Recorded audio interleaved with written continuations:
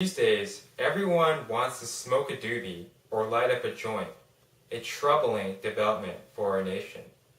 Our youth, and even older adults, are being sucked into the marijuana craze and the idea that marijuana is not harmful.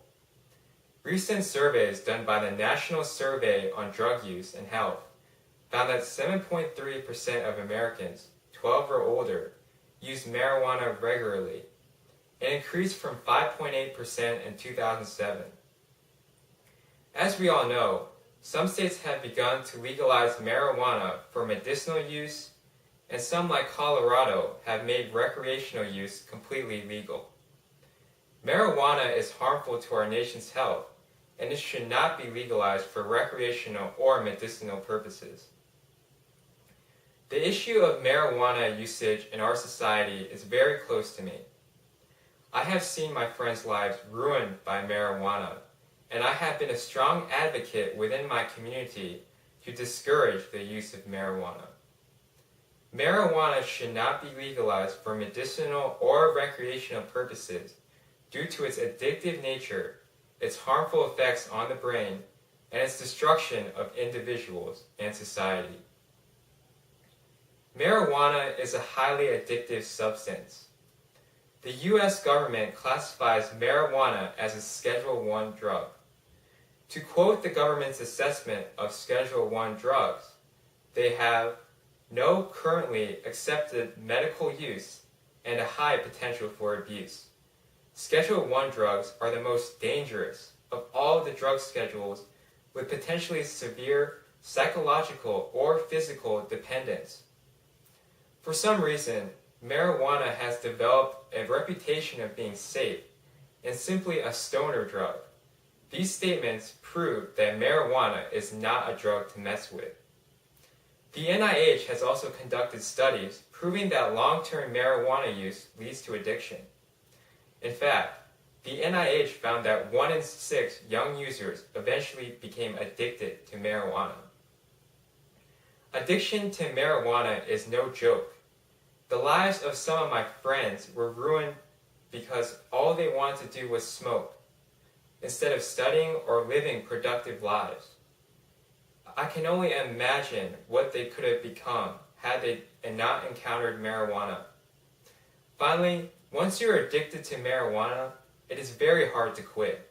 Some symptoms associated with quitting include irritability, sleeplessness, decreased appetite, and anxiety. Quitting marijuana is not as easy as just saying no to begin with. Marijuana affects brain development and leads to underperformance in school. Marijuana has been shown to disrupt memory functions of the brain. Researchers at Northwestern found that teenagers who used marijuana daily for 3 years had changes in their brain structure and performed poorly on memory tasks. Another study found that even occasional use of marijuana leads to changes in the brain regions involving motivation, reward, and emotion. Though this study was not able to draw any definitive conclusions, it is safe to say that even the occasional use of marijuana has significant impacts on our brain. Marijuana also leads to underperformance in school. The National Institute of Drug Abuse found that marijuana users earn less and usually did not go to college than their peers who did not use marijuana. This drug is sadly destroying many of our children's futures. A University of Maryland study also found that marijuana could lower a person's IQ by as much as 8 points. Marijuana is the fastest way to living an unproductive life in poverty. Marijuana is also both destructive to an individual and society. As I've already explained, marijuana destroys your brain and your ability to think. Recreational marijuana use also kills.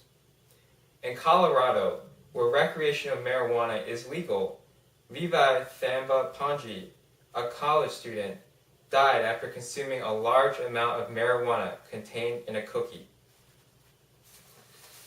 This is him, and imagine what he could have done in life had he not died from marijuana overdose. I cannot emphasize that marijuana is an extremely dangerous drug, and it should not be available freely. Marijuana's most destructive trait is that it is a gateway drug. It leads to more dangerous drugs such as cocaine, heroin, and crystal meth. Once a marijuana user tries these even more dangerous drugs, they have officially put themselves in the point of no return.